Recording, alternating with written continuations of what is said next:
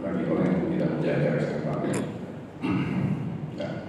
Nah ini kita gambarkan ya, komponen darah kita kalau kita lihat ya, banyak sekali sel-sel ya. Sebenarnya Bapak Ibu sudah kenal sel-sel, bagian organ kecil. Seluruh sel itu selalu ada intinya. Jadi bagian kecil dari makhluk itu adalah sel. Sel itu macam-macam ya, ada sel kulit, sel mata, sel tulang, sel otot ya.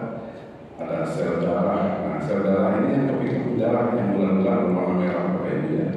Sel keping darah ya, ada sel darah putih ya.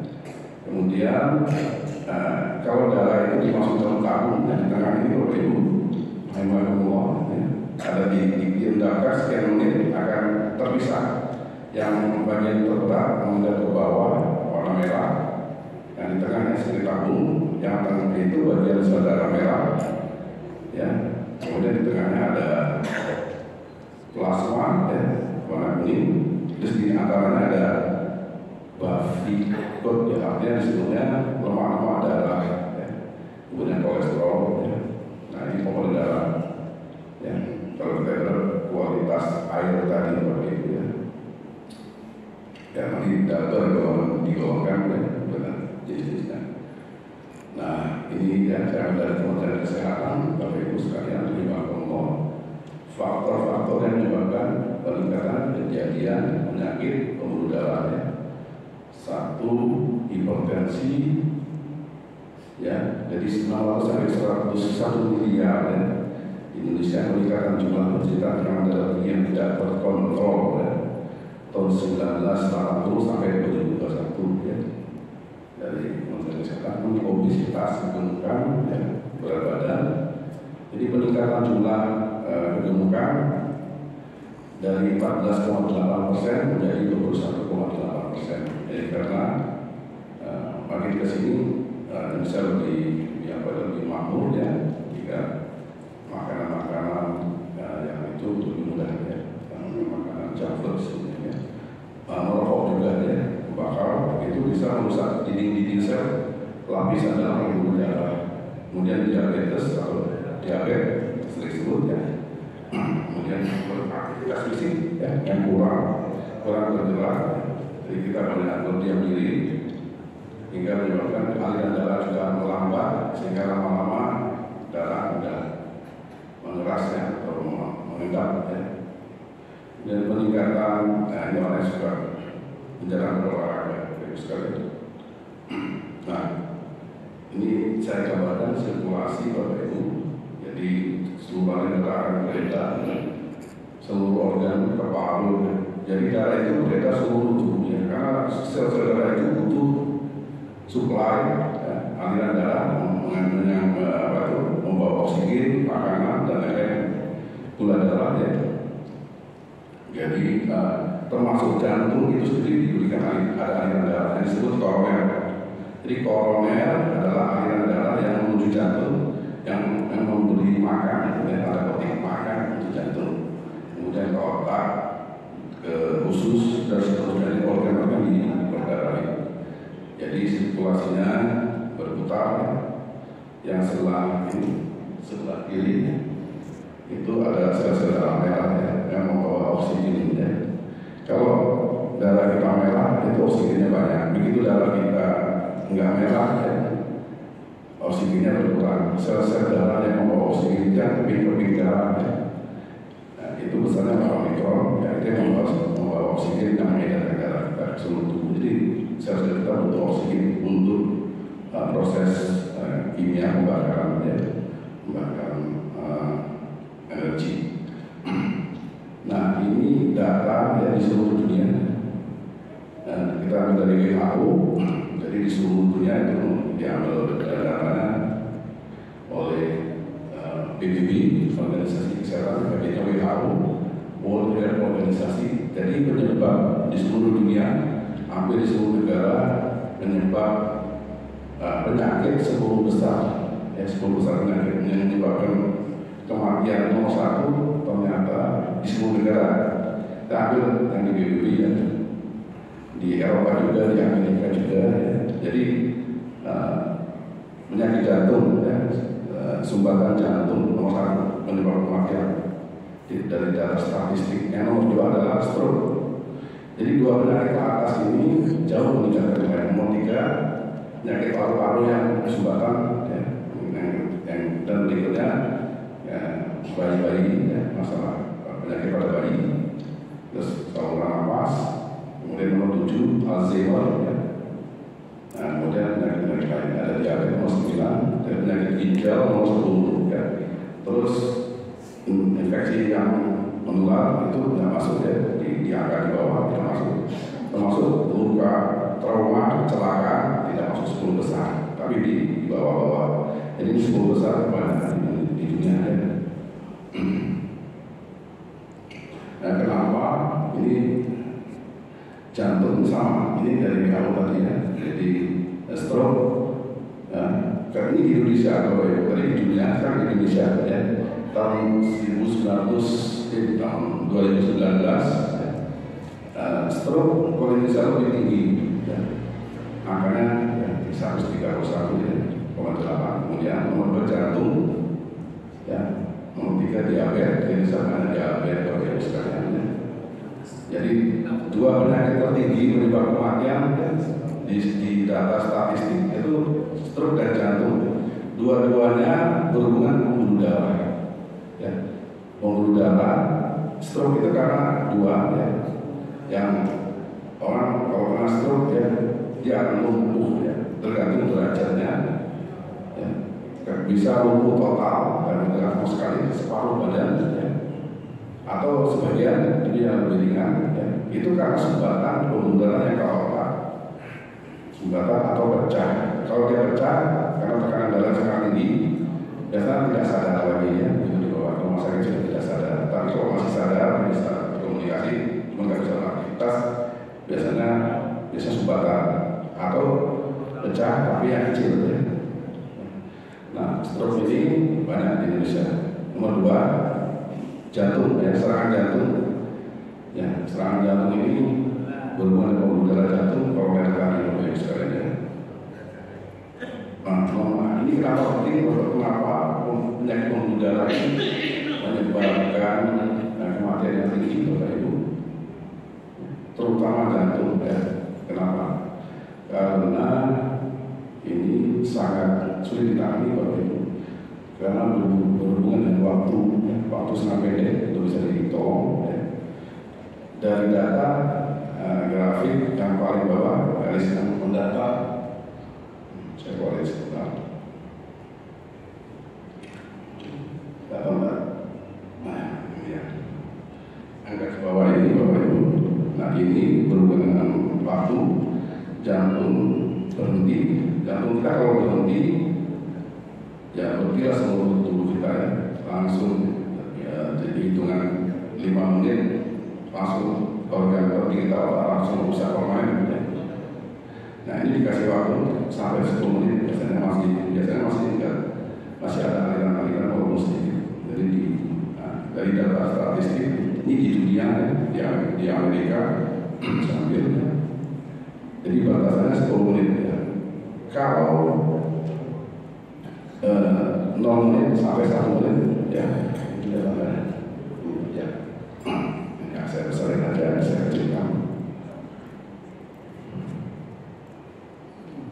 Ya, kalau batasannya 1 menit, 2 menit, 3 menit sampai 12 menit Bapak Ibu sekalian ya. Kemudian ini angka tertolong hidup ya. Kalau serangan jantung di bawah 1 menit ditolong petugas kesehatan yang lengkap dengan alat-alat shock jantung ya, alat kejut, alat yang tembak jantung yang dikejutkan di listrik dan ditangani ke jantung, itu mereka timnya lengkap datang ya dengan alat namanya AED ya, di luar negeri tersedia di mana-mana. Itu kalau alat itu ada, itu bisa ditolong angka harapan hidupnya bisa sampai 100%. Tapi seharusnya ditolong 1 menit. Kalau 2 menit pun ya, kalau datang petugas tim lengkap datang 2 menit itu Bapak Ibu sekalian ya turun menjadi 90% dan seterusnya sampai 10. Kalau 10 menit mereka baru datang ya, biasanya sisanya angka harapan hidupnya ya tinggal ya 10% ya. Ya kalau 8 ini 8 menit 20%. Kalau 4 menit baru datang 60% ya. Kalau dia 10 menit baru datang, tim kesehatan datang 0% ya. Ini adalah ambulan ya. Ambulan datang ini tim yang lebih lengkap.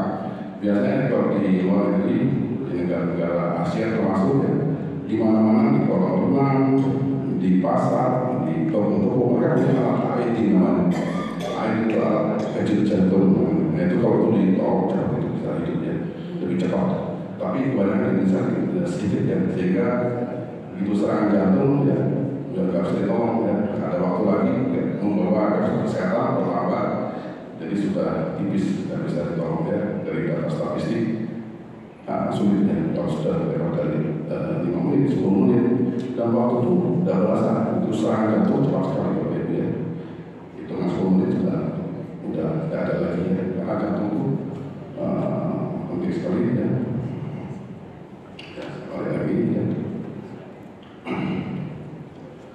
Nah itu yang menjelaskan kenapa harganya tinggi, karena di mana-mana begitu serangan jantung nggak bisa ditolong. Kalau maupun di negara Eropa, Amerika itu serangan jantung, tim datang ke lokasi sulit sekali ya, banyak lebih dari 5 menit bahkan 15 menit baru datang ya. Pakai helikopter itu 15 menit baru datang, nggak bisa ditolong ya. Nah ini kalau ada kompresinya itu Bapak Ibu sekalian pernah lihat ya, ada ditekan-tekan di kompresi untuk ditolong itu di jantung dibuatkan dari luar dipermintakan untuk darah itu sampai ke otak. Otak itu 5 menit ya, jadi penelitian di laboratorium kalau darah tidak sampai otak 5 menit otak kita rusak permanen ya, tidak bisa kembali lagi. Batasan 5 menit sebenarnya ya, saat penelitian di laboratorium. Sehingga ini sama akan hidupnya kalau ditolong dengan obat ya, obat ini dari penelitian masalah masuk ya. Nah ini tekanan darah Bapak Ibu sekalian, nah dari akibat dari airnya kurang baik, kualitas air kurang berdampak ya, pipa-pipa pembuluh darah kita. Nah ini dengan sebelah kiri dan sebelah kanan bawah ya, ada pipa, ada tanda panah. Karena tekanan yang pipanya menyempit, aliran darah berputar ya, sering berputar namanya turbulensi. Nah, berputar yang tekanan dari kanan. Nah, sebagian orang yang seperti itu lama-lama merusak dinding pembuluh darah. Bapak Ibu sekalian, ada dampak dari jantung ini satu di pembuluh darah ya, karena pipanya kurang baik, banyak lemaknya misalnya. Nah ini dampaknya hipertensi. Lama-lama tekanan darah meningkat ya, dengan usia, dengan pola makan, pola hidup ya. Dampaknya yang paling sering satu hipertensi yaitu ke otak ya. Kedua ke mata ya. Ketiga ke jantung itu sendiri, ke pembuluh darah ya, menyumbat ya. Keempat ke jantung, 5 ke ginjal ya. Tekanan darah yang tinggi bisa menimbulkan gagal ginjal dalam waktu lama ya. Tekanan tinggi merusak ginjal juga. Jadi organ penting otak, mata, ginjal, jantung, Bapak Ibu sekalian ya. Nah kemudian ini dampak-dampak hipertensi ya, di jantung, ginjal, mata, otak ya. Kalau darah sangat tinggi sekali, normalnya 120 per 80, atasnya 120, bawahnya 80. Lewat itu 120 per 120 sampai 140, bawahnya 80 sampai 90 itu udah mulai hipertensi ringan. 140 sampai 160 hipertensi sedang, yang atas ya 160 ke 180 ke atas hipertensi berat ya. Kalau lebih dari 200 itu gawat darurat emergensi ya, itu bisa pecah pembuluh darah. Tapi tergantung kondisi, kalau dia naiknya cepat itu bisa pecah ya. Sekali pecah pembuluh darah, setengah stroke cepat ya. Dan stroke itu dampaknya kalau dia lama sulit ditangani atau kemudian stroke itu tidak bisa aktivitas dalam jangka waktu panjang, berdampak ya memang kepada dirinya sendiri maupun kepada keluarganya ya. Yang memang butuh pertolongan support dari keluarga yang bercerita stroke ya. Nah ini gambaran mulai mengenali diri pembuluh darah Bapak Ibu sekalian rahimahullah. Jadi penyempitan pembuluh darah ya, di mana makin usia ya menyempit ya, itu darah ada yang lonjol sebelah sini di bagian oleh mana kita tidak tahu ya. Tapi proses seperti itu, jadi ada lemak masuk ke dalam dinding dalam pembuluh darah, terus ada datang berbeda. Saya tunjukkan lagi ya.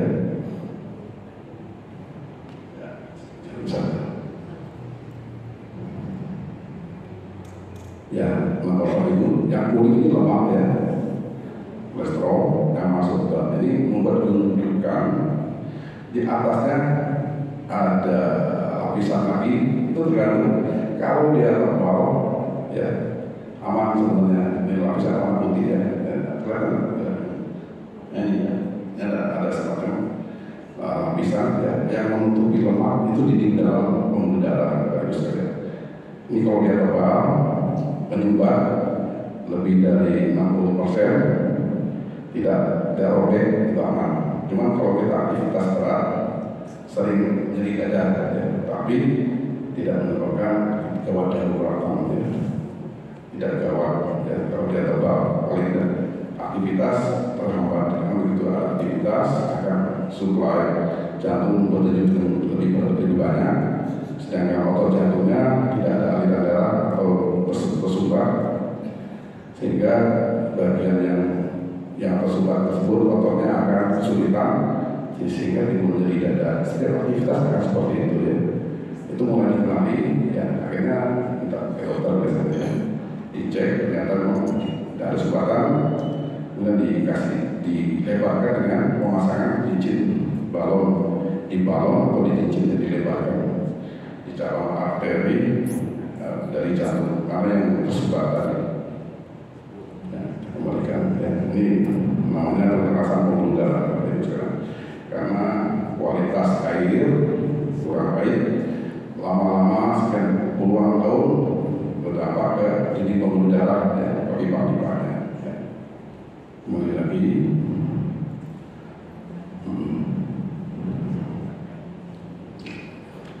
nah ini ya Bapak Ibu kelihatannya yang sebuah ini kecil ya ini saya sekolah ini yang bisa dijelaskan ya, ini ya cabang di sini ya, cabang pembuluh darah jantung koroner yang kesumbat ya, mulai kesumbat dengan kuning kelihatan ya bahwa yang namanya plak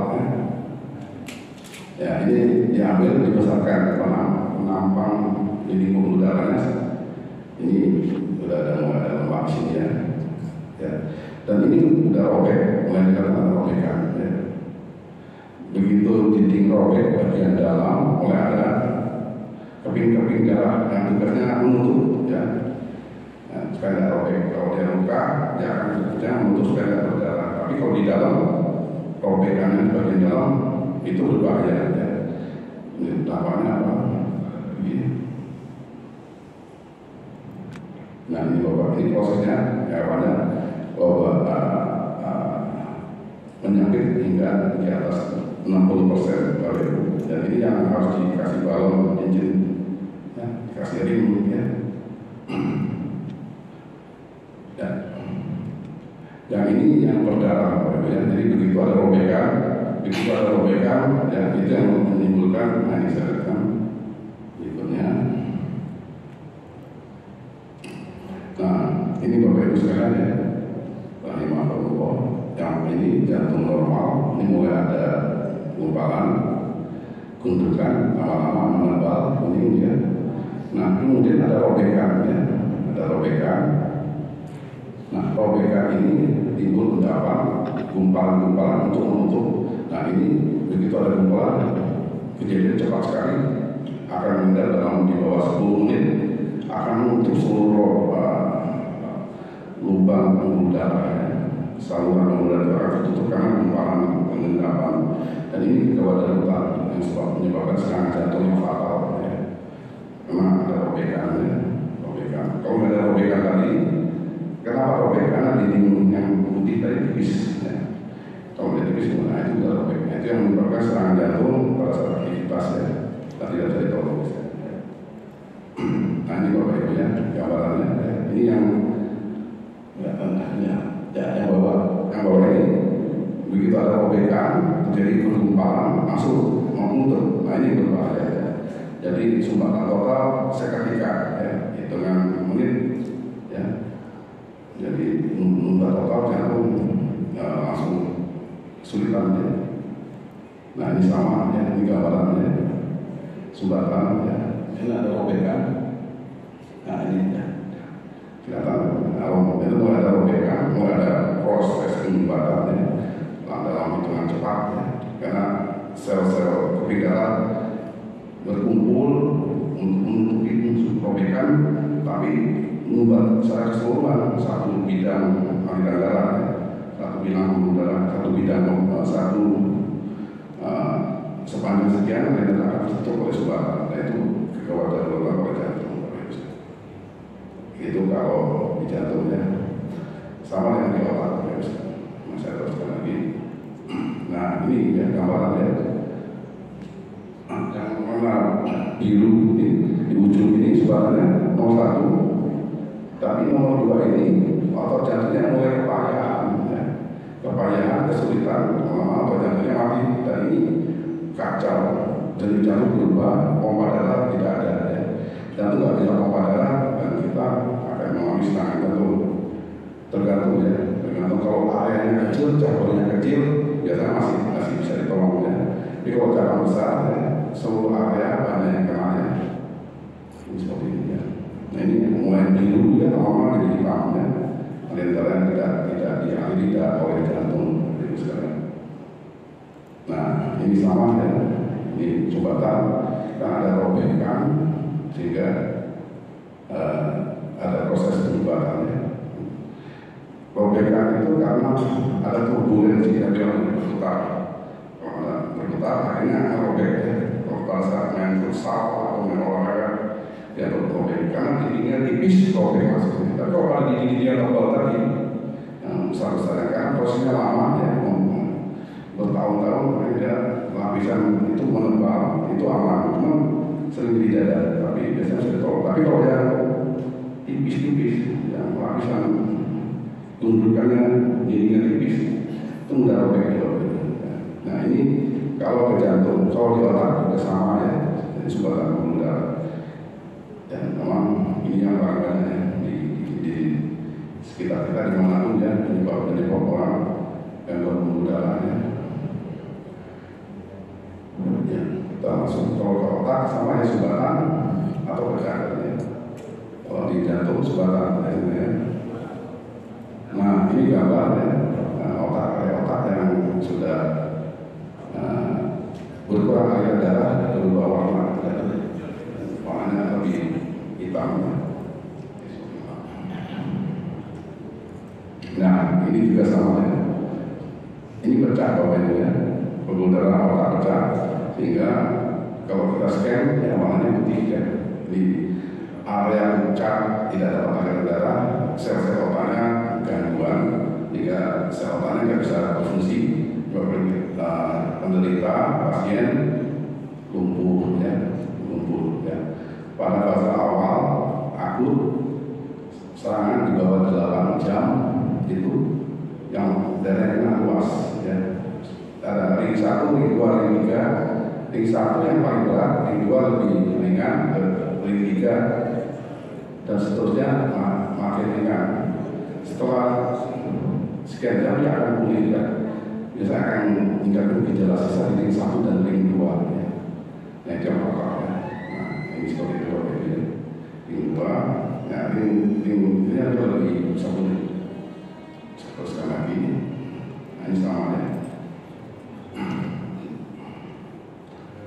kemudian ini dibalon, dikateter, dibalon, jadi dari pembuluh darah paham masuk ke dalam, ya, sampai ke jantung, kemudian dikasih kawat, ya, nanti dikasih dilebarkan oleh cincin dibalon, dilebarkan, ditinggalkan cincin, ya, cincin akhirnya dilebar, dibesarkan, ya.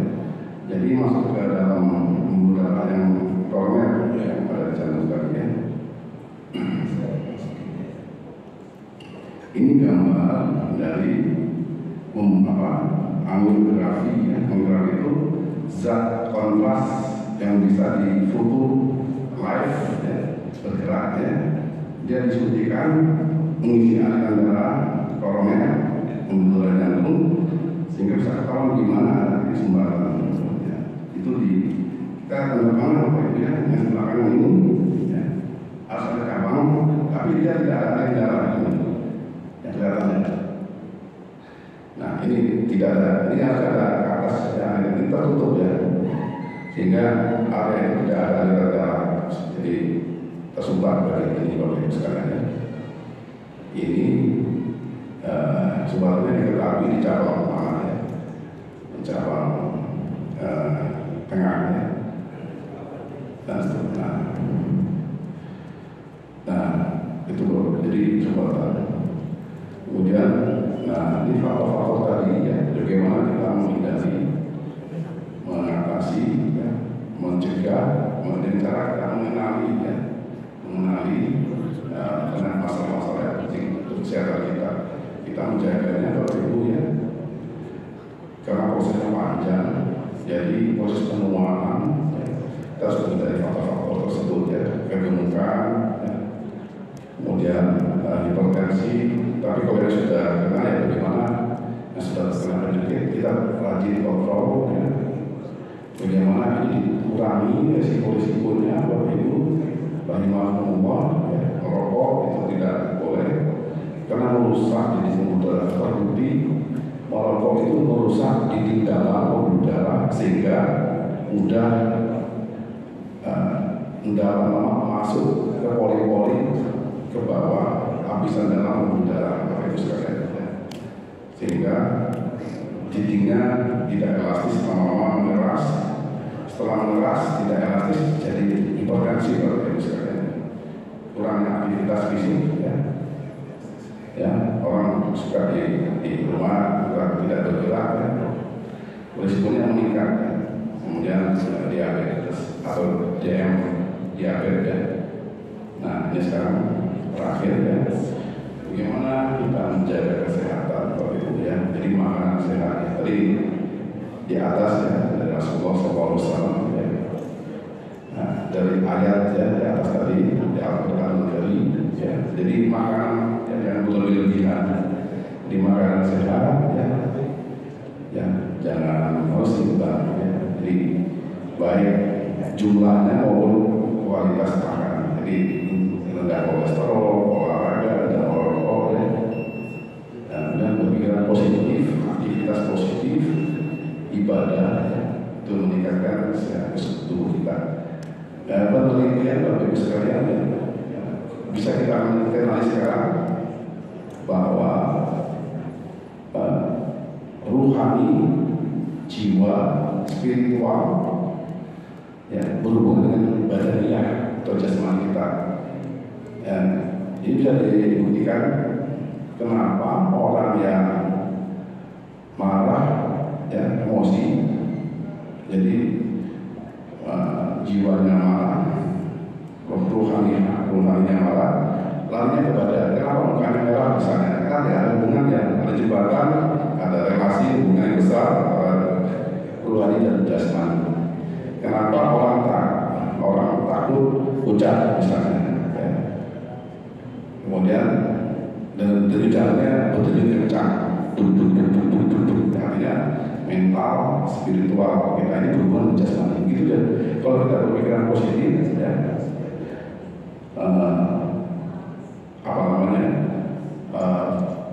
kita beribadah, akan sebaliknya kalau kita mental kita, jiwa kita positif, sama halnya tadi akan berdampak kepada kita. Benar kita akan positif juga, yang akan lebih cerah, ya, sel-selnya lebih baik, ya, aura lebih terang, ya, semuanya. Jadi jasmani dan rohani berhubungan erat sekali, Bapak Ibu sekalian. Ya, saya akan lihatkan sedikit gambar bagaimana jantung dibuka oleh kateter jantung, Bapak Ibu sekalian. Jadi jantung itu harus dibuka oleh kateter dan pembukaan balon. Mungkin ada yang pernah tahu, kita yang sudah dikasih cincin atau keluarga kita kasih balon atau barangkali di bypass, ya. Jadi penyakit yang paling banyak Bapak Ibu sekalian, ya. Jadi gambar live, ya. Ini kita lihat, ya, sebentar. Nah, ini yang ada garis hitam, kita lihat. Nah, ini. Dan yang kecil yang seperti lidi ini itu adalah wire kawat, ya, masuk ke dalam. Ini enggak ada, harusnya ada aliran yang apa namanya? Nah, ini panjang kawat. Ini harusnya ada kontras yang saya ini kan nggak ada tersumbat, jadi nggak bisa masuk, dengan kawat, ya. Harusnya ada aliran dari sini. Nah, ini berarti di sini kalau dia nggak ada, harusnya ada aliran di sini. Ini nggak ada aliran, hanya kawat yang bisa difoto. Nah, ini dikasih zat warna kontras. Nanti lihat, ini belum terbuka, ini mulai terbuka, ya. Nanti kita lihat terbuka. Nah, ya, daerah cabang ini tertutup, ya. Nah, mulai terbuka. Nah, mulai terbuka, ya. Nah, mulai terbuka ini dan seterusnya kan terbuka. Ini cabang yang tertutup. Sudah sebagian setengah sudah mulai terbuka, ya. Jadi dibuka oleh balon, ya. Nanti ditinggalkan cincin atau ring jantung, Bapak Ibu, ya. Seperti itu. Nah, ini sudah terbuka, Bapak Ibu, ya. Nah, sudah terbuka. Tadi kita sudah mengalir, ya. Sudah mengalir, ya.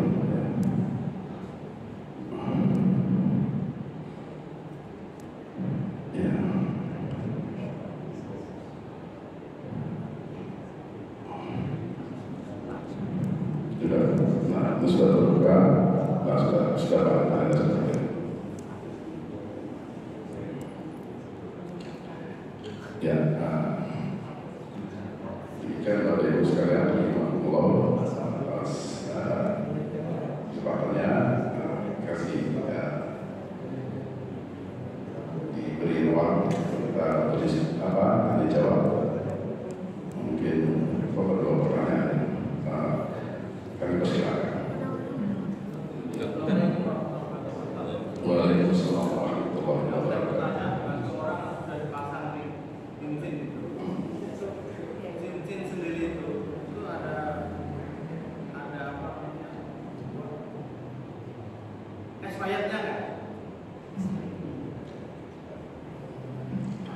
Baik, Bapak Ibu sekalian, jadi perkembangan teknologi, ya. Zaman dulu cincin dipasang bisa di satu titik atau dua titik, ya. Kalau udah 3 titik biasanya di bypass, kasih operasi pembuluh darah yang dari kaki dibuat bypass ke jantung, ya. Kalau udah banyak tebal-tebal, udah banyak tempat, ya, kaki kita cincin, jadi dikasih langsung bypass, ya. Kalau cincin zaman dulu itu, ya, banyak dari statistik begitu dipasang cincin terjadi serangan berikutnya, serangan kedua, ketiga, ya, Bapak Ibu. Karena apa? Karena cincin itu benda asing itu walaupun teknologi membuat pengenalan benda asing itu, sehingga benda asing itu menjadi tempat sumbatan berikutnya. Jadi cincin itu bisa tersumbat lagi, Bapak Ibu. Sekian tahun bisa tersumbat lagi, ya. Yang lama, metode lama, jadi dalam sekian bulan, 6 bulan, 1 tahun tersumbat lagi.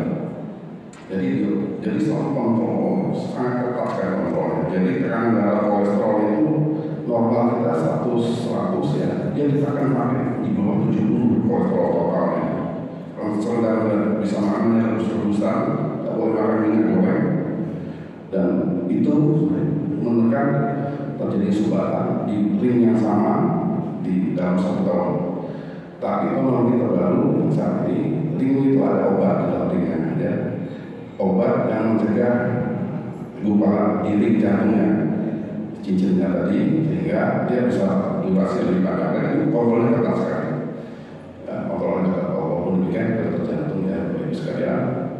Nah, kemudian makanan ya tadi kolesterol ditekan serendah-rendahnya, rendah di bawah 70 ya, lemak jahat itu ditekan sekali. Kemudian selain itu ya, jadi setiap tahun ada masa expired, biasanya dituntut oleh jenis-jenisnya. Ada yang lama ya sampai 10 tahun, 15 tahun, biasanya akan dilihat lagi seperti itu. Jadi tergantung jenis-jenis yang digunakan ya. Expired itu ya, kalau yang tadi yang memang dia tidak model-model lama biasanya harus jadi perhatian ketat sekali. Biasanya yang akan diganti oleh barunya. Kalau yang lama, yang model baru itu bisa ditambah dengan tetap ada waktu untuk dikontrol, untuk dicek terus. Begitu mana semua ada sumbatan diganti. Karena itu tidak menutup kemungkinan tersumbat lagi ya. Karena mungkin sekarang itu tidak asing ya. Ada seperti demikian. Yang lain kalau ada. Dokter. Kaitannya dengan tekanan darah dari atas 120 kan untuk kategori hipertensi. Toleransinya sampai tekanan berapa dan harus dibantu dengan obatnya itu kalau sudah sampai tekanan berapa? Baik. Jadi hipertensi ringan sebenarnya obat itu hanya membantu, ya, bukan mengobati seperti obat yang digunakan. Sebisa mungkin obat itu sekecil-kecil dosis dan sedikit-sedikitnya juga macam obat hipertensi, jangan sampai 2, 3, 4 obat hipertensi ya. Sebisa mungkin aktivitas fisik itu yang nomor 1 ya. Begitu nanti aktivitas fisik kita baik, obat bisa dilepas. Setelah hipertensinya kembali menjadi normal atau normal ya, itu dipantau, lepas obat. Jadi obat tidak hanya membantu, tapi biasanya aktivitas fisik itu dicoba dikontrol. Sekian lama tidak membantu, tidak mau dikasih obat, terus sampai obat, terus dipantau lagi sekian lama, tetap tidak mau turun, kasih obat, terus akhirnya jadi panjang seumur hidup. Tapi bila dalam perjalanan pengobatan tiba-tiba tidak turun, dosis dikurangi, ya. Udah mendekati normal, dikurangi jumlah maupun dosisnya. Nah kemudian setelah bahkan turun normal, lepas obat. Tapi kalau nggak pernah turun, ya mau nggak mau seumur hidup. Biasanya seumur hidup, pengobatan seumur hidup. Ya. Nah, nanti kalau hipertensi itu kalau 140 itu udah mulai obat dosis kecil ringan, ya tergantung dokter ya memang dia akan pantau dulu 140 misalnya, 140 tekanan awal saat jantung pompa, ya setelah dia jantung membuka itu akan ada kali kembali ke jantung, itu tetap ada tekanan, itu tekanan bawah ya. Di tekanan awal atau waktu pompa ini hipertensi sistolik ya. Begitu batu membuka ini turun, nah itu bagi bawah tekanan kan 180, 120 per 80 bawah itu masih tekanan walaupun dia membuka ini ya. Nah itu kalau 140 itu sudah mulai dokter melihat apakah dia obat dosis kecil, kalau bisa hindari dalam garam aktivitas itu tidak oleh apakah harus dikasih dipantau, ternyata dia bisa turun lepas obat itu hanya membantu bukan mengobati, sebisa mungkin tidak makan obat ya. Tapi kalau udah usia biasanya sulit ya. Jadi 130, 140 masih aman. Nah, kalau obat asal ada aktivitas itu bisa. Sesuatu masih aman. Biasa Karena kan ada dokter dan mulai membeli obat dos kecil ya. Seperti itu. Ya, berikutnya, maka satu lagi. Tadi sudah terjawab. Ada lagi satu lagi yang mau terakhir. Oh ya, satu terakhir lagi. Bapak di belakang ya.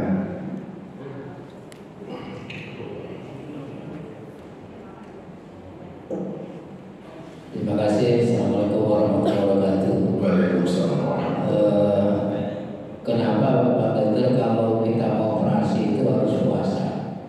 Kemudian Allah sudah memberikan ilmu bahwa untuk orang sehat tentu satu banyaklah bersedekah, kemudian hatinya harus bersih, ya. Kemudian banyaklah sholat malam. Nah, ibadah doa seperti pada akhirnya sudah ditunjukkan bahwa kita perlu menjaga kesehatan. Mungkin untuk menjaga makan itu ada ikhtiar secara nyata. Tapi ada orang yang kaya karena dia tidak menjaga makanannya, tapi dia juga tidak ibadah. Nah, itulah mungkin timbul banyak penyakit. Kita bandingkan dengan orang gila. Orang gila itu kenapa susah jadi penyakitnya? Itu apa hubungannya dengan makanan yang dia makan dengan hatinya? Gimana Pak Dokter? Terima kasih. Terima kasih pertanyaan yang baik. Kenapa orang puasa pada operasi makan dulu? Ya karena pada saat operasi kita hilang kesadaran, ya. Sehingga klep-klep, sebenarnya klep ya, di lambung kebuka, ya. Itu berisiko kalau ada cairan, ya. Ada makanan masuk ke paru-paru saat operasi sangat berbahaya. Masuk ke paru-paru bisa sumbatan paru-paru dan itu fatal sehingga tidak bisa nafas. Dan itu berat kalau sampai kejadian. Jadi biasanya puasa itu lambung kosong, biasa kalau makan setelah 6 jam lambung sudah mulai kosong, ya. Jadi itu ya untuk apa sih. Kemudian benar sekali, ya. Jadi digambarkan ya, kenapa di daerah-daerah tertentu di Jepang, di Korea, di pegunungan, di Cina ya, itu usianya tua-tua. Bahkan orang zaman dulu di kampung kita dia usianya tua-tua ya, banyak faktor ya. Tapi kalau kita lihat secara umum faktornya adalah berpikiran positif ya. Dampaknya ke seluruh ya. Kita tidak mudah stres, penyakit yang banyak, sumber penyakit sebenarnya pikiran, stres, emosi, galau, itu berdampak. Satu lagi makan, kedua dia merokok, dan ketiga macam-macam tekanan darah yang naik. Ya. Kemudian tadi hormon stres namanya adrenalin, ya. Memicu denyut jantung, ya, meningkat pada saat stres, ya. Lebih cepat. Ya. Kita pada saat stres kenapa orang marah denyutnya meningkat, ya. Kemudian itu bisa kebalikan. Kenapa orang bahagia mukanya berseri-seri, ya. Jantungnya juga sehat. Jadi mental, spiritual berhubungan erat, jembatannya besar ke badan kita, ke jasmanian kita, betul sekali. Jadi orang-orang dulu ya seperti itu. Jadi makanannya, pikirannya, hatinya, ya, itu hormon stres namanya adrenalin. Pernah dengar Bapak Ibu adrenalin ya? Itu untuk maju dipakai untuk olahraga ya. Cepatan ya. Kita bisa melompat dikejar anjing, ya kita bisa melompat pagar ya. Melawan dari hormon adrenalin itu endorfin, lawan selalu ada lawan ya, seimbang. Endorfin ini dikeluarkan dalam waktu sedikit ya. Itu lawan, efeknya ya perlawanan ya. Kegembiraan dan orang endorfin atau katekolamin itu keluar pada saat orang tadi yang adrenalin stres ya. Endorfin itu saat orang berbahagia, olahraga keluar dalam jumlah sedikit pada saat olahraga, kemudian pada saat ibadah ya, saat orang gembira, termasuk ya hormon itu keluar semuanya, tapi dalam jumlah sedikit. Jadi itu diproduksi di dalam sel otak kita, di dalam otak kita disebut endorfin ya, atau hormon kebahagiaan. Itu jadi yang menjelaskan kenapa dari kita pernah dengar ya surat Al-Isra ayat 7 ya, surat Al-Isra ya. Bismillahirrahmanirrahim. Ahsantum li anfusikum walakin ahsantum fa'ala. Dalam surat ini kutipan di surat Al-Isra, barang siapa yang berbuat kebaikan sekecil apapun kembali kepada dirinya, ya. Begitu juga sebaliknya ya. Akan kembali kepada kita. Mungkin itu saja kita akhiri. Ya, kita baca kafatul majlis. Subhanakallahumma wa bihamdika asyhadu an la ilaha illa anta astaghfiruka wa atubu ilaik. Akhirul kalam wa billahi taufiq wal hidayah. Wassalamualaikum